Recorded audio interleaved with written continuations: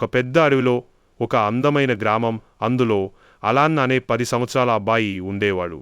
అతను ఉదయం తల్లికి సహాయం చేసిన తర్వాత అడవిలోకి వెళ్లి పక్షులు, జంతువులతో ఆడుకునేవాడు. ఓ ఏడుపు శబ్దం విన్నాడు. ఆ చిన్న పులి పిల్ల ముళ్ళులలో చిక్కుకుని దాని కాల్లో రక్తం కారుతోంది.